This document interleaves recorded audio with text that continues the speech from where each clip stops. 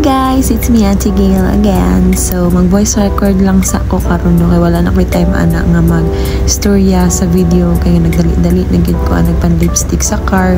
No sa car na lang jud ko ng lipstick kay we are going to Laguindingan to visit our relatives there.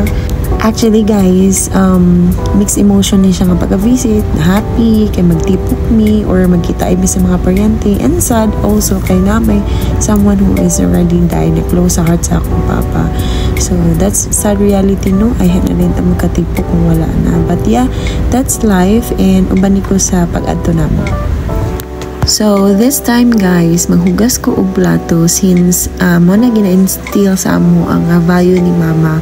When every time mag-adto mi og balay sa mong paryente, we need to help sa mga tabangunon, dili mi mahimong kana bitang pa prinsesa, pa main character, bitaw dili mi ngana. So mo na gitulo sa amo ni mama. So that time naghugas ko plato sa among gipa ni udto.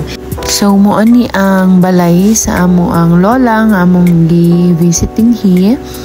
And naa sila'y gitanom nga mais duol sa ilahang balay. So we had our snack nga mais with a little cutie pie. And then akong papa nag-reminisce siya sa iyang kaagid aning hadapit. So diri dai nagdako akong papa aning hadapit. So giadto mi niya, yuban mi niya dinhi sa kung asa sila nagdako, daghan kay siya mga stories nga gipang share sa amo, and so nice to hear no.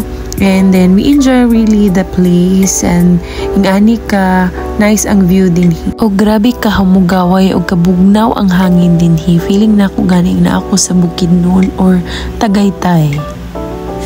O muna akong auntie nga nag-prepare sa mong food, dira sila nagluto, and we had our dinner nga grabe kalamis. Og nagabinan jud mi. So that's it. Thank you for watching. Have a great day.